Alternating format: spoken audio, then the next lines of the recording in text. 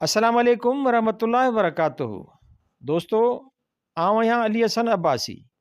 किताब आहे ॿाराणू अदब सिंध जा सपूत, हैदर बख्श जतोई। लेखक सुहेल सांगी। छपाईंदड़ सिंध सकाफ़त ऐं सियाहत खातो। छापो पहिरियों 1990 ईस्वी। पेश लफ़्ज़। हिन वक़्त ताईं ॿाराणे अदब ते एतिरो तवजो न ॾिनो वियो आहे जेतिरो ॾियणु खपंदो हो। ॿाराणो अदब क़ौमी जागरता में बुनियादी हैसियत रखे थो। उहा हिकु मञियल हक़ीक़त आहे त ॿाराणी उमिरि में कंहिं शइ खे क़बूल करण जी सलाहियत वॾी उमिरि वारनि जे भेट में घणी हूंदी आहे। इन उमिरि में ई ॿारनि जी पीढ़ पुख़्ती थींदी आहे। ॿाराणे अदब जी खोट खे महसूसु कंदे असां ॿारनि जे तालीमी ऐं ज़हनी ओसर लाइ दिलचस्प, इस्लाही, मुफ़ीद, मालूमाती, तारीख़ी ऐं दीनी किताबनि शाया करण जो इरादो कयो आहे। मालूमात ऐं विंदर वारनि किताबनि सां गॾु असांजी उहा पिणु कोशिशि आहे त ॿारनि खे पंहिंजनि अज़ीम सपूतनि ऐं उन्हनि जे कारनामनि खां वाक़िफ़ु करियूं त जीअं उहे इख़लाक़ ऐं किरदार जी पुख़्तगी तरफ़ गामज़न थी मुस्तक़बिल में कामयाबियूं माणे सघनि। किताब इंसान जो बहितरीनु दोस्त आहे जेको उनखे सही राह ते वठी वञे थो ऐं मंझंदि इख़लाक़, सचाई, बहादुरी ऐं बुरी भली सम्झ पैदा करे थो। ॿारनि लाइ किताबनि जो इहो तोहफ़ो ॾींदे सिंध सकाफ़त खातो घणी ख़ुशी महसूसु करे थो। उमेद अथऊं त असांजी हीअ निमाणी कोशिशि तव्हां वटि क़बूल पवंदी।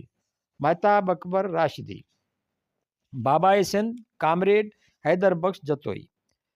साल 1901 ईस्वीअ जे अक्टूबर महीने में लाड़काणे ज़िले जे ॻोठ बखो देरे में ग़रीब हारी अलहदाद जतोईअ जे घर में हैदर बख्श जतोईअ नाले हिकु छोकर ॼाओ जेको अॻिते हली कामरेड हैदर बख्श जतोई जे नाले सां सॾजण लॻो। कामरेड थियणु बाबाए सिंध सरजण ताईं संदसि सफ़र बाबुरनि कंडनि ते हलण बराबरि हो। हीउ उहो ज़मानो हो जॾहिं सिंध में ज़मींदारनि, जागीरदारनि ऐं वॾेरनि जी राहत हुई। संदन हुकुम ऐं मर्ज़ीअ खां सवाइ कखु बि चुरी न सघंदो हो। सिंध जे समूरनि ॻोठनि जा नक्शा निहायत भवाइता हुआ जिते हर वक़्तु दिलि ॾारींदड़ ज़ुल्मनि जो दरियाउ वहंदो हो। हिकु पासे मुल्क ते धारी हाकिम अंग्रेज़ जो राज हो त ॿिए पासे मकानी अख़्तियार ऐं इक़्तिदार जा मालिक वॾेरा हुआ। नंढनि तोड़े वॾनि ॻोठनि में रुगो रईस जो पको घर हूंदो हो जॾहिं त बाक़ी सभु माण्हू कचनि ऐं कखावनि घरनि में गर्मी, सर्दी, बीमारी तोड़े गुरबत में घारींदा हुआ। हारी नारी हर वक़्तु पोरीअ में मसरूफ़ रहंदा हुआ त ॿिए पासे वॾेरा ऐं संदन कुटुंब जा माण्हू कख भञी बीणूं न कंदा हुआ। पोरियो ऐं उपत हारी कंदा हुआ त खाईंदा, खपाईंदा ऐं ज़्यान ज़मींदार कंदा हुआ। हारियुनि ते पंहिंजे रोब रखण लाइ ज़मींदार जेके हरकतूं कंदा हुआ से ॿुधियो ॾेल ॾकियो वञे। माण्हूअ खे पकिड़े ॿधी ॻूण में बंदि करे मथसि शिकारी कुता छॾणु या कंहिंखे जहिड़े ई झले बाहि जी बठीअ में विझी साड़णु मारण जे वाक़िअनि सां हू विंदर कंदा हुआ। चोर पालणु, चोरियूं कराइणु, संदन चवणु न कंदड़ हारियुनि सां तरह तरह जूं जुठियूं कराइणु आम ॻाल्हि हुई। ज़मींदार कॾहिं बि न चाहींदा हुआ त संदन हारियुनि जा ॿार स्कूली तालीम वठनि। उन करे हू ॻोठनि में स्कूल खोलण बि न ॾींदा हुआ। घणो थियो त के ॿार मदरसनि में मुला वटि अधो गाबरो दीनी तालीम हासिल करे सघंदा हुआ छो त उन मां ज़मींदारनि खे को बि ख़ौफ़ न हो। मदरसनि जा ॿार कुझु त घर घर मां मानियूं पिनी खाईंदा हुआ ऐं ॿियो त खेनि तालीम हासिल कंदे एॾी मार मिलंदी हुई जो को नओं ख़्यालु ज़िंदगीअ जो, को उमंग ऐं उधमूं मंझंदि पैदा ई न थींदो हो। उन्हनि ॿारनि खे न रांदि रूंद जी इजाज़त हुई ऐं न खिलण ऐं टहक ॾियण जी। ख़ुशीअ जो इज़हार करणु उन्हनि ॿारनि जी बदतमीज़ी सम्झी वेंदी हुई। मदरसनि मां तालीम वठी निकिरंदड़ वॾा थी वरी बि मदरसनि जा मौलिम बणिबा हुआ ऐं संदन सफ़र गुज़र पिन जे मानियुनि ते हूंदो हो। अहिड़ी हालति में हू समाजी ज़िंदगीअ खे सफ़लो बनाइण लाइ कुझु न थे करे सघिया। उहे बि वॾेरनि जा गेजू हूंदा हुआ। कन हंधनि ते त हू पाण वॾेरनि जा सनाख़्वान हूंदा हुआ ऐं वॾेरनि जे कुधनि करतूतनि ते पलव विझंदा हुआ। ख़ल्क़ वेचारी गुगदाम जंहिंजो को ओही न वाही, हिकु पासे ज़मींदारनि जो डपु, ॿिए तरफ़ मुला जा दड़का, माण्हू मुकमिल तरह दिली, रूहानी ऐं मादी ग़ुलामीअ में जकड़ियल हुआ। तालीम जेकॾहिं हुई त कनि हिंदू घराणनि ताईं महदूद हुई। जेके वाहणनि खां वॾनि शहरनि ताईं वापार ऐं कारोबार ते छायल हुआ ऐं ज़मींदार तबिको तेज़ीअ सां संदन कर्ज़े ऐं वटनि गिरवी थी रहियो हो। गिरवी थींदड़ वॾेरा हिंदू वापारीअ खां ॾिनल हुआ, छो त उहो खाउन लेखे चोखे में तिखो ऐं ज़िंदगीअ जे तरक़ीअ वारनि पासनि खे सम्झण ऐं उन्हनि ते अमल करण में तेज़ हो। ॾिसंदे ॾिसंदे हिंदू वापारी तबिको मुआशी तरह तमामु घणो मज़बूत थींदो वियो ऐं जागीरदार जो ज़वाल थियणु लॻो। सिंध में जागीरदार ऐं वॾेरा अक्सर करे मुस्लिम लीग सां गॾिजी हिंदुनि जे ख़िलाफ़ सियासी हलचल हलाइण लॻा ऐं हिंदू वापारी ऑल इंडिया कांग्रेस में शामिल हुआ, जेका सॼे हिंदुस्तान जे वापारी तबिके जे मफ़ादनि जी नुमाइंदगी कंदड़ हुई। कांग्रेस खे शुरूआत में चंदा ऐं मददूं उन वक़्त जे उभरंदड़ सरमाएदारनि टाटा ऐं बरला ॾिनियूं, जेके अॼु हिंदुस्तान जा वॾी में वॾा सरमाएदार आहिनि। जागीरदार ऐं वापारीअ जे विच में हिकु छिकताण में जॾहिं मज़हब खे छिके आंदो वियो त हिंदू मुस्लमान नफ़रतूं चोट चढ़ी वयूं। सिंध जो अक्सर अवाम ॻोठनि में रहंदड़ हो ऐं मुस्लमान हो, ऐं हू तारीख़ी तरह मज़हबनि जी नफ़रत में कॾहिं विछड़ियो ई कोन हो। पर हिंदुस्तान जी विचें इलाइक़नि में घणी अरसे खां पैदा थियल मज़हबी नफ़रत मुस्लिम लीग ऐं कांग्रेस जे तकरारनि सबबि सिंध ताईं आंदी वई। इन तरह हैदर बख्श जतोई अहिड़े माहौल में निपटणु लॻो जिते हर तरफ़ अवाम जी ग़ुलामी, नफ़रतुनि ऐं ॾाढ जो राज हो। हिन खे नंढपण में माइट प्यार विचां हैदर चवंदा हुआ। पंहिंजी उमिरि जा शुरूआती 10 साल ॿारड़ो हैदर ॻोठ में स्कूल ऐं माइटनि जी तालीम ॾांहुं ख़्यालु न हुअण सबबि महरूम रहियो। शायदि सॼी हयाती स्कूल जो मुंहुं न ॾिसण खां महरूम रहे हा ऐं सिंध ऐं इंसान ज़ात पंहिंजी हिन बेडपे सूर्य पुट जे सलाहियतुनि, हौसले ऐं हिमत मझां फ़ाइदो न वठी सघे हा। पर हिकु वणंदड़ इतफ़ाक़ थियो। बालक हैदर जी थोरी पढ़ियल चाचे करीम बख्श खे ख़्यालु अची वियो त छो न हिन खे स्कूल में दाख़िल कजे। संदसि चाचे खे उहो ख़्यालु हैदर जी होशियारी ॾिसी आयो हो। 1911 ईस्वीअ में बखो देरो खां 1.5 मील परे पठाण ॻोठ में खेसि स्कूल में दाख़िल कयो वियो। घणा साल पोइ उमिरि जे आख़िरी हिसे में बीमारीअ जे बिस्तरे ते पंहिंजे हिकु नज़रियाती साथी कामरेड सोभे ज्ञानचंदाणी खे इंटरव्यू ॾींदे कामरेड जतोई पंहिंजे स्कूल में दाख़िल थियण वारी ॻाल्हि कंदे चयो हो, असांजो ॻोठु नंढो वाहण आहे जंहिंमें 200-400 घर आहिनि। उन वक़्तु उते स्कूल जो इंतज़ाम कोन हो ऐं न को मुंहिंजो पीउ पढ़ियल हो ऐं न को उनखे ख़्यालु हुयो त मां पढ़ां। मां सम्झां थो त 1911 ईस्वीअ में मूंखे पठाण जे शहर में, जेको असांजे ॻोठ खां 1.5 मील परे आहे, दाख़िल कयो वियो। उते जो हेडमास्टर झेरूमल पाट जो हो। उन मूंखे खां पुछियो, थोरो मूंखे यादि थो पवे त पढ़ंदे? मूं चयो न। भला माल चारींदे? मूं चयो न। चोरी कंदे? मूं चयो न। सभु न। पर पोइ बि मुंहिंजो नालो दाख़िल कयाई। पोइ मां पढ़णु लॻुसि ऐं हेडमास्टर यकदमि ॾिठो त हीउ तमामु होशियारु छोकिरो आहे। मुंहिंजा अखर ॾिसी पसंदि कयाई, सुठा हुआ ऐं मां भायां थो त यकदमि पहिरियों नंबर थी वियुसि। 1914 ईस्वीअ में लड़ाई, आलमी लड़ाई लॻी। उन्हनि ॾींहंनि में कलेक्टर होबलस स्कूल में आयो। मां 4थे दर्जे में हुउसि। हू 4, 5, 6 ऐं 7 दर्जो गॾु करे सवाल पुछे पियो। पोइ अहिड़ा सवाल पुछियाई जन जो उन जवाबु ॾियण लाइ तयारु होसि, 6 ऐं 7 दर्जे वारनि खां बि वधीक होशियारीअ सां। पोइ अंग्रेज़ कलेक्टर चयो त हीउ किथां जो छोकिरो आहे? चयईं त हिन जे पीउ खे घुरायो। अंग्रेज़नि जी हुकूमत हुई, उन्हनि जो वॾो दबदबो हो। बाबा खे हिन चयो त हिन छोकिरे खे अंग्रेज़ी पढ़ायो। बाबा चयो त अंग्रेज़ी तालीम जो ख़र्च मां नथो भरे सघां। मां भायां थो त 1918 ईस्वीअ में सिंधी फाइनल पास कयमि। उन्हनि ॾींहंनि में कराची समेत 8 ज़िला सिंध में हुआ। मां सभिनी में पहिरियों नंबर आयुसि। पोइ मां बाबा खे चयो त मां होशियारु आहियां, मूंखे अंग्रेज़ी पढ़ायो। मां भायां थो त सिधो सऊं मूंखे सरकारी स्कॉलरशिप ॾियणी कयाऊं। पोइ मां लाड़काणे जे मदरसे स्कूल में दाख़िल थियुसि। फरवरी जो महीनो हो ऐं इम्तिहान मार्च में थियणो हो। हिकिड़े महीने में मूं अंग्रेज़ी पहिरियों दर्जो पास कयो ऐं क्लास में पहिरियों नंबर आयुसि। वरी ॿिए साल में 2 दर्जे में 6 महीना गुज़रिया। प्रिंसिपल अब्दुल गनी हो। उन ॾिठो त मां 6 महीननि में कोर्स पूरो करे वियो आहियां, सो 3 दर्जे में दाख़िल कयाई। वरी ईंदड़ मार्च में 3 दर्जो पास कयमि। उते बि पहिरियों नंबर आयुसि। उते बि 6 महीननि में वरी प्रिंसिपल प्रमोशन ॾिनो ऐं 5 दर्जे में थी वियुसि। पोइ अप्रैल में मूं 5 दर्जो पास कयो ऐं पहिरियों नंबर आयुसि। उते 5 दर्जा हुआ। तंहिंखां पोइ गवर्नमेंट हाई स्कूल लाड़काणे में दाख़िल थियुसि, जिते हेड मास्टर मिस्टर ॾियाराम हो। हुन मूंखे ॾाढो पसंदि कयो ऐं चयो त तुंहिंजे स्कूल जी फ़ी त मुआफ़, पर तोखे 12 रुपया स्कॉलरशिप बि मिलंदी। मदरसे में मां फ्री बोर्ड बि होसि। उन करे बाबा ते मुंहिंजे पढ़ाईअ जो घणो बोझ कोन पियो। 6 दर्जे जी छमाही इम्तिहान में मां 2 नंबर होसि। पहिरियों नंबर उन हेड मास्टर जो पुटु नेभराज आयो। पोइ सालियानो इम्तिहान आयो, जंहिंमें मां पहिरियों नंबर आयुसि ऐं नेभराज 2 नंबर आयो। उहो 1921 ईस्वीअ में थियो। 1923 ईस्वीअ में हैदर मैट्रिक पास कई, जंहिंखां पोइ DG Sindh college Dayaram Jethmal Sindh college में दाख़िल थियो। हिते बि संदसि ज़हानत खे ॾिसी मथां फ़ी माफ़ कई वई। कामरेड पंहिंजे ॻाल्हियुनि में पंहिंजनि मानाइतनि उस्तादनि खे उमिरि जे पोईं घड़ीअ में बि न विसारियो। ॿुधाए थो त उते प्रिंसिपल मिस्टर शहाणी हो, वाइस प्रिंसिपल प्रोफेसर बोटाणी, जंहिंजो आख़िर ताईं साणसि ॾाढो प्यार हो।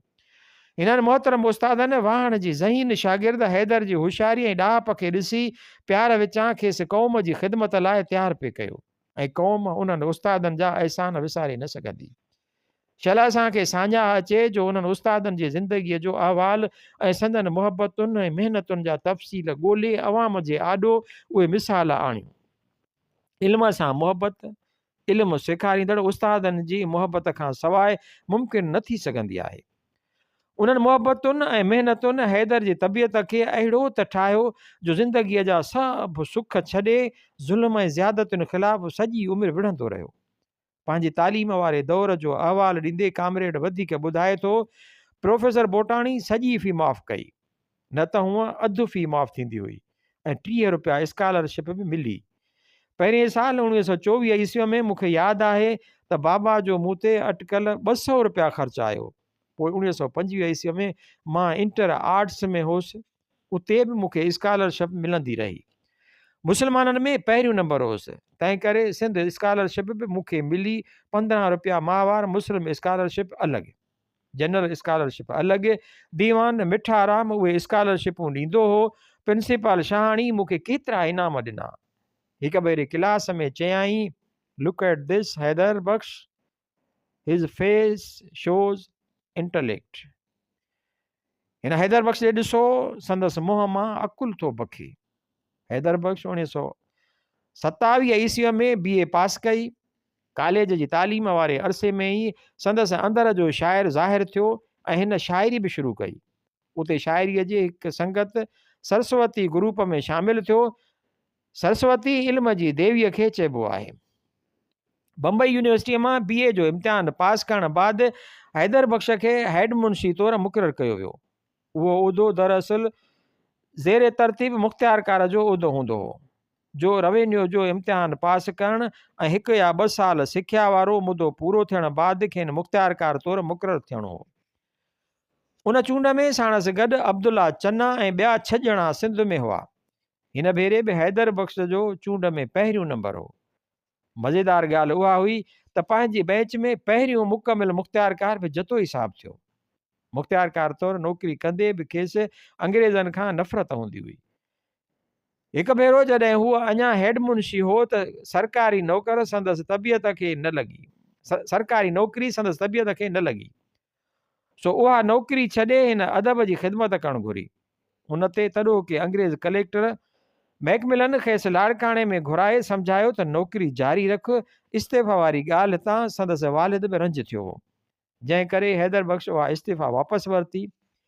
नौकिरीअ वारे ज़माने में बि संदसि ख़्याल ग़रीब नवाज़ीअ वारा हुआ ऐं वॾनि माण्हुनि जे फ़ाइदे में न हूंदो हो, छाकाणि जो संदसि पको वेसाह हो त ग़रीब माण्हूअ सां ई ज़ुल्म, ज़्यादती ऐं बेइंसाफ़ी थिए थी।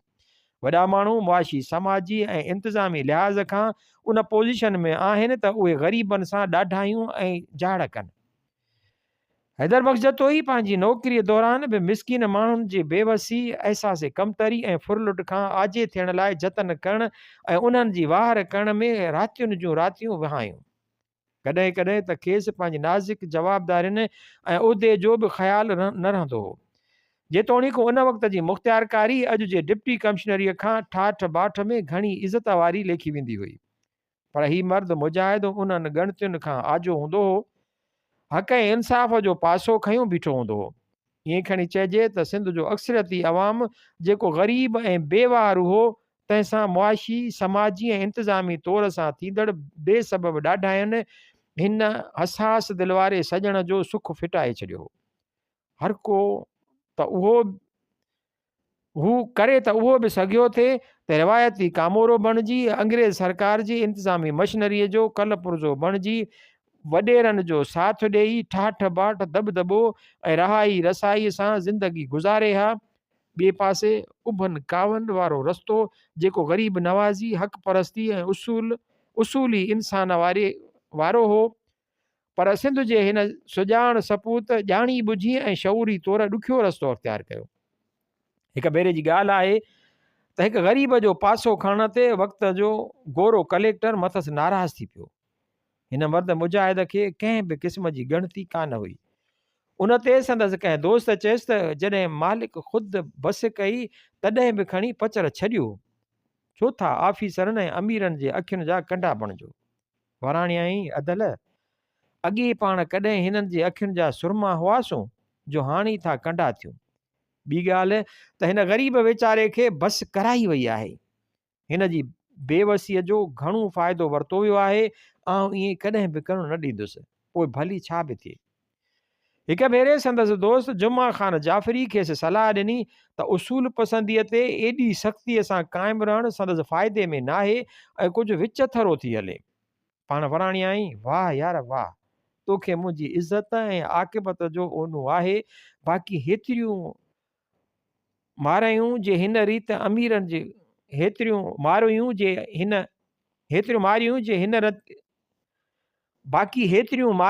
हिन रीति अमीरनि जे कोटनि ऐं कड़ोलनि में बेसबब बांदियूं थियूं पयूं लॼूं लुटाइनि या लकनि में लॼ बचाइण लाइ फत कनि ऐं लूलाट कनि, तन लाइ तुंहिंजे गैरत खे झुबो ई नथो अचे।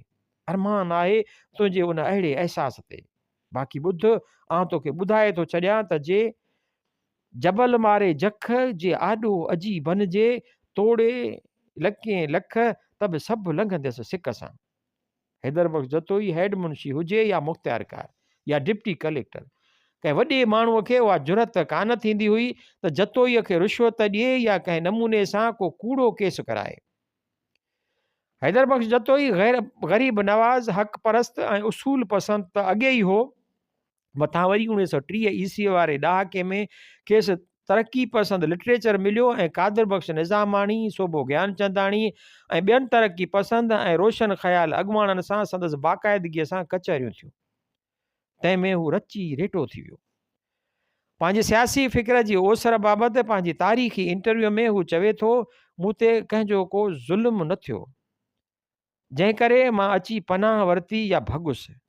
मुंहिंजो ख़ानदान हैसियत में ग़रीब हो, पर उहो इलाइक़े जो मुअज़्ज़िज़ घराणो हो। मूं ते कंहिं ज़ालिम जो असरु कोन थियो ऐं न को कंहिं ऑफिसर मूंखे तंग कयो। मां नज़रियाती तौर ते ॾिठो त इनक़िलाब कार्ल मार्क्स, एंगिल्स, लेनिन ऐं स्टालिन वारो ज़िंदगीअ जो सही तरीक़ो पेश करे थो। एंगिल्स साल जे मज़मूननि पंहिंजे फ़लसफ़े ठाहिण में वॾी मदद कई। डार्विन मूं ते वॾो असरु कयो। 1941 ईस्वी में जॾहिं सोवियत यूनियन ते हिटलर हमिलो कयो त संदसि ख़्यालनि में हिकु दफ़ो ॿीहर वॾो इनक़िलाब आयो। उहो हिकु दफ़ो वरी नौकिरीअ मां बेज़ार थी पियो। 1944-45 ईस्वी में जॾहिं महाभारी लड़ाई ख़तमु थी ऐं गॾियल क़ौमुनि वारो इदारो ठहियो त हैदर बख़्श जतोई उन नतीजे ते पहुतो त हाणे अंग्रेज़नि जी नौकिरी करणु शर्म जोगी ॻाल्हि आहे ऐं हाणे वक़्तु अची वियो आहे त ग़रीब माण्हुनि ऐं अवाम जी ख़िदमत लाइ मुकमिल तौर ते मैदान में अचिजे। हिन सीनियर डिप्टी कलेक्टर जे उहिदे तां इस्तीफ़ा ॾिनी ऐं हारी कमेटीअ में शामिलु थियो। खेसि यकदमि जनरल सेक्रेटरी बनायो वियो।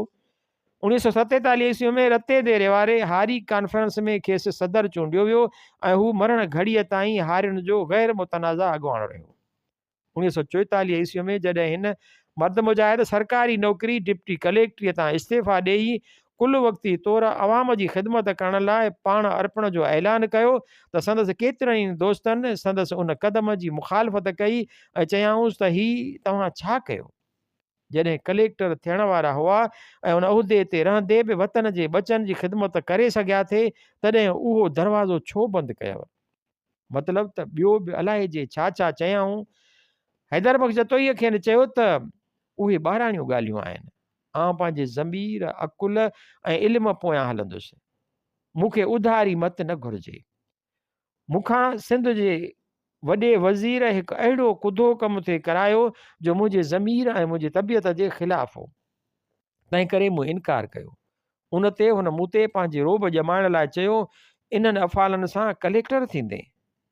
तंहिं ते मूं खेसि वराणियो त हीउ ज़मीर जो सुवालु आहे, मुंहिंजो ज़मीर गवारा नथो करे। तंहिं ते वॾे वज़ीर हिकदमि चयसि त वाह, कामोरो ऐं ज़मीर, उहो त खोड़ो ई नथो लॻे। मूं पंहिंजे उसूल ते एॾी वॾी चोट कॾहिं कोन ॿुधी। तंहिं करे उते जो उते इस्तीफ़ा उछले खणी अॻियां सटीमांसि। सिंध हारी कमेटी 1928 ईस्वीअ खां 1930 ईस्वीअ ताईं शुरूआती तौरु जॾहिं मुनज़म कई वई त उन जो मक़सदु सिंध जे हारी याने आम माण्हूअ में जागरता आणणु ऐं खेनि पंहिंजे हक़नि खां आगाह करे उन लाइ जिदोजहद करणु हो। शुरू वारे दौर में उन कम खे कामरेड अब्दुल कादिर, कादिर बख़्श निज़ामाणी, ॼेठमल परसराम, जमशेद मेहता खयो। सहकार कंदड़नि में GM सैद ऐं शेख अब्दुल मजीद सिंधी अॻिरा हुआ। जमशेद नरसवांजी उन जो पहिरियों सदर थियो। 1932 ईस्वीअ में जॾहिं सखर बैराज खुलियो त हारी कमेटी हारियुनि खे ज़मीनुनि जूं हारप ग्रांटूं ॾियारण में वॾो कमु कयो। सखर बैराज ते आबाद थींदड़ ज़मीन मां अटकल 1.5 लख एकड़ हारियुनि लाइ रखाई वई। हैदर बख़्श जतोईअ जी सिंध हारी कमेटीअ में अचण ऐं उन जे मुहदार थियण बाद अहम ज़िम्मेवारी उहा हुई त हारी कमेटीअ जी तनज़ीमकारी साइंसी बुनियादनि ते कजे।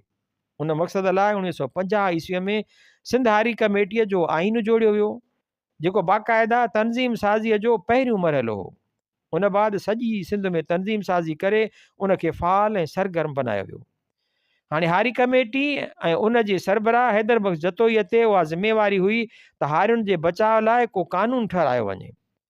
छाकाणि जो 3 ॾींहंनि में हारियुनि जी बेदख़ली या बेजा बटई ऐं ॿियनि मामलनि में हिननि जो को बि बचाव या कानून न हो। उहो हिकु मुश्किल पर निहायत अहम मरहलो हो। बाबाए सिंध हारियुनि जे हक़नि खे मुक़ररु करण ऐं उन्हनि जे बचाव वास्ते कानून ठाहिण लाइ तहरीक शुरू कई।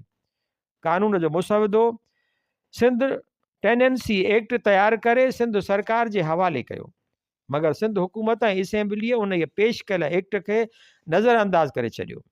हैदर बख़्श जतोई उन कानून जे हक़ में सिंध में तहरीक मुनज़म करणु शुरू कई।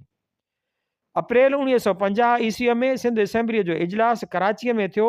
हैदर बख़्श जतोई सिंध जे हारियुनि ऐं हारी वर्करनि खे सॾु ॾिनो त उहे 3 अप्रैल 1950 ईस्वीअ ते हिकदमि कराची पहुचनि। उन सॾ जे मोट में सिंध जे कुंड कुड़छ मां हज़ारनि जे तादाद में हारी ऐं कारकुन कराची पहुची विया। हारियुनि सिंध असेंबली बिल्डिंग जो घेराव कयो। हारियुनि उहो घेरो एतिरो त मज़बूत कयो जो कंहिं बि वज़ीर खां मेंबर जो निकिरणु मुश्किल थी पियो। हारी मुतहिद, मुनज़म ऐं पुरअमन हुआ। को बि अणवणंदड़ वाक़ियो हारियुनि पेश अचणु न ॾिनो। हारी हक़दार जे नारनि असेंबलीअ जी कार्रवाई हलाइणु नामुमकिन बणाए छॾी। हुकूमत तरफ़ां फ़ौज ऐं पुलिस बि घुराई वई, पर हारी अॻुवाणनि ऐं हारियुनि ते उन जो को बि असरु न थियो। हू पेर खोड़े बीठा रहिया। आख़िर हुकूमत कामरेड हैदर बख़्श जतोई ऐं ॿियनि अॻुवाणनि सां ॻाल्हियूं कयूं ऐं सिंध टेनेंसी एक्ट पास कयो। हीउ पहिरियों कानून हो जंहिंमें ज़मींदार जूं ज़िम्मेवारियूं ऐं हारीअ जा हक़ बाक़ाइदा कानून जी शकिल में चिटा कया विया। अधो अधु बटईअ जो हक़ तस्लीम कयो वियो। उनखां अलावा कामरेड हैदर बख़्श जतोई सिंध जे हारियुनि में सियासी सुजागी आणणु, खेनि पंहिंजे हक़नि लाइ जिदोजहद करणु, मुनज़म करणु ऐं खेनि पंहिंजी ॿधी ऐं तनज़ीम जी सघ जो अहसासु ॾियारण लाइ सिंध जे ॻोठनि ऐं वाहणनि में जलसा कया। हारी कमेटीअ जूं ऑफिसूं खोलियूं। 3 ॾींहंनि में सूरत हाल उहा हुई जो शायदि ई को ॻोठ हुजे जिते को हारी कारकुन न हुजे जेको माण्हुनि में सियासी जागरता लाइ कमु कंदो हुजे। नंढनि मकानी मसइलनि जी जिदोजहद खां वठी वॾी तहरीक ताईं कामरेड जतोईअ जी अॻुवाणीअ में हारी कमेटी सिंध जे आम माण्हू याने हारीअ खे मुतहरिक ऐं सरगर्म कयो। जॾहिं हुकुमरान टोले सिंध ऐं ॿियनि नंढनि सूबनि जे इलाक़ाई ख़ुदमुख़्तियारीअ खे ख़तमु करण ऐं ओभर पाकिस्तान जी अवाम जा जमहूरी हक़ खसण लाइ ओलह पाकिस्तान में वन यूनिट ठाहिण जो फ़ैसिलो कयो त हैदर बख्श जतोई हिकु सुजाण ऐं बेबाक अॻुवाण वांगुरु अॻियां आयो ऐं मुल्क जे अवाम खे उन गहरी साज़िश खां उन वक़्तु ई आगाह कयो। जॾहिं उन जूं अञा तयारियूं थी रहियूं हुयूं, कामरेड जतोई वन यूनिट जे मुखालिफ़त में तहरीक हलाई ऐं जलसा जुलूस करे माण्हुनि खे साज़िश खां आगाह कंदे उन्हनि खे मुतहरिक कयो। हिन उन खे बैठकी हुकूमत जो नमूनो सॾियो। 11 नवंबर 1954 ईस्वीअ ते हैदराबाद में संदसि सदारत में हारी कमेटीअ तरफ़ां थियल इजलास में हिकु ठाराह पास कयो वियो त उहो क़दम सिंध जे वसीलनि ते कब्ज़े जी कोशिश आहे ऐं हीउ अमल बिल्कुलु नाजाइज़ ऐं नामुनासिब आहे, जंहिं ज़रिए पंजाब जे अवाम ऐं सिंध जे अवाम में नफ़रत ऐं आम तरह पाकिस्तान में अंदरूनी खाना जंगीअ जो बाहिस थींदो। वक़्तु साबित कयो त हैदर बख्श जतोईअ जो मौक़िफ़ दुरुस्त हो। वन यूनिट सां नफ़रतूं मुंझारा ऐं मसइला वधिया, जंहिंजो अज़ालो अॻिते हली वन यूनिट टोड़ण खां पोइ बि न थी सघियो आहे। हैदर बख्श जतोई वन यूनिट ख़िलाफ़ सिंध जो केस ॿिनि किताबनि सिंध सां नाइंसाफ़ी ॿ भाङा ऐं अचो त पाकिस्तान बचायूं में ॾाढी वज़नाइती नमूने सां पेश कयो आहे। उहे ॿई किताबड़ा एॾा त मुदलिल हुआ जो हुकूमत कामरेड ते केस दाख़िल कया। उन केस में बि हैदर बख्श जतोई जेको बयानु तयारु कयो सो हिकु तारीख़ी दस्तावेज़ आहे। 200 सिफ़नि ते मुश्तमिल हिन दस्तावेज़ में वन यूनिट जी तारीख़ आहे। असेंबलीअ में मेंबरनि छा चयो उहो सभु कुझु पिणु उन में पेश कयल आहे। कामरेड जतोई रुगो सिंध या उन जे माण्हुनि सां थींदड़ ज़्यादतियुनि ते ई आवाज़ न उथारियो, पर मुल्क में जेकी कुझु वियो वापिरियो पिए उन ते पिणु संदसि गहरी नज़र हुई। 1955 ईस्वीअ धारे जॾहिं पाकिस्तान सख़्तु सियासी घोटाले जो शिकार हो, जमहूरियत ऐं अवाम जे हक़नि लाइ उथंदड़ हर आवाज़ खे हमेशह हमेशह कुचलण लाइ साम्बा थी रहिया हुआ, तॾहिं बाबा ए सिंध ॿ जामिया मकाला पाकिस्तान में जमहूरियत या आमिरियत जे उनवान सां लिखिया, जेके 2 अगस्त 1955 ईस्वीअ में ई किताबड़नि जी शकिल में छपाए समूरियुनि सियासी धुरियुनि, सियासतदाननि, हुकुमराननि ऐं आम माण्हुनि ताईं पहुचाया विया। उन्हनि मकालनि जे पहिरें भाङे में अवाम खे पेश ईंदड़ मुश्किलातुनि ऐं जमहूरियत जी वाट रोकींदड़ कुवतुनि ऐं उन्हनि जे हरकतुनि ऐं नतीजनि जो भरपूर जाइज़ो वरितो वियो आहे। हिन मज़मून में जमहूरियत ऐं आमिरियत जा सभु पहलू ज़ाहिर करे ॾेखारियल आहिनि ऐं उहो साबित कयो वियो आहे त जमहूरियत में ई मुल्क जी तरक़ी, ख़ुशहाली ऐं बका आहे। हिन मकाले जे ॿिए भाङे में वन यूनिट बिल जो तफ़सीली जाइज़ो वरितो वियो आहे ऐं गवर्नर जनरल ग़ुलाम मोहम्मद तरफ़ां 24 अक्टूबर 1954 ईस्वीअ ते आइन साइज़ असेंबली टोड़ण वारे क़दम जो जाइज़ो वठंदे हुकुमराननि ते ज़ोर भरियो वियो आहे त इंसाफ़ ऐं जमहूरियत ख़ातिर वन यूनिट जहिड़ी ग़लति मनसूबे ते अमल न कयो वञे। जॾहिं त हिन साॻी सीरीज़ जे 3 हिसे में कामरेड जतोई सिंध ऐं पंजाब जे कॾहिं अॻुवाणनि तरफ़ां वन यूनिट जी हिमायत में ॾिनल फज़ूल दलीलनि खे रद्द कंदे उन्हनि दलीलनि जे बुनियादनि ऐं पस मंज़र खे चिटो कयो आहे। अवाम जी चूंडियल असेंबलीअ खे टोड़ण ऐं अवामी राय खे गॾण वारे क़दम खे 1956 ईस्वीअ में जॾहिं सुप्रीम कोर्ट जे चीफ जस्टिस मोहम्मद मुनीर जाइज़ करार ॾींदे कानूनी सॾियो त हैदर बख्श जतोई उन आमराना क़दम खे जाइज़ करार ॾियण जे नुक़साननि खे अॻुवाट ताड़े वरितो, जेके पोइ अॻिते हली वरी सियासी हांजनि जी शकिल में साम्हूं आयल शायदि ई को अहिड़ो सियासी दानिश्वर हुजे जंहिं बाद में हिन फ़ैसिले जे मुज़मरात ऐं उन जे दूर रस असरनि खे एतिरो अॻुवाट सम्झियो हुजे। हैदर बख्श जतोई हिकु दूर अंदेश ॾाहे वांगुरु कोर्ट जे उन फ़ैसिले जी खुलियल मुखालफ़त कई ऐं 25 डिसंबर 1956 ईस्वीअ ते हिकु किताबड़ो democracy and injustice of the chief justice लिखियो। थियो ईअं हो त गवर्नर जनरल ग़ुलाम मोहम्मद समूरा लीका लताड़े जमहूरी ऐं अवामी हक़नि जा समूरा रस्ता बंदि करे आमिरियत लाइ राह हमवार करे रहियो हो। आइन साज़ असेंबलीअ खे टोड़ियो वियो। सूबाई ऐं मरकज़ी हुकूमतूं गैर आइनी तौरु ड्राहियूं वयूं। उन गैर आइनी ऐं गैर कानूनी क़दम ख़िलाफ़ क़ौमी असेंबलीअ जे speaker Maulvi Tamizuddin Sindh high court में रिट दाख़िल कई। Sindh high court governor general जो हुकुम रद्द करे उन हुकुम खे गैर आइनी ऐं गैर क़ानूनी करार ॾिनो। पाकिस्तान सरकार सिंध हाई कोर्ट जे उन फ़ैसिले ख़िलाफ़ सुप्रीम कोर्ट में अपील दाख़िल कई, जंहिं सिंध हाई कोर्ट जो फ़ैसिलो रद्द कंदे गवर्नर जनरल जो आमरीअत वारो फ़ैसिलो बहाल कयो ऐं हुकूमतूं ड्राहिण ऐं असेंबली टोड़ खे जाइज़ करार ॾिनो। बाबा सिंध पंहिंजे हिन मक़ाले में लिखियो त जेकॾहिं जमहूरियत खे पाकिस्तान में क़ाइमु रखिणो आहे त जमहूरियत ऐं अवाम दुश्मन क़ुवतुनि खे ज़रूरु बेनक़ाब करिणो पवंदो।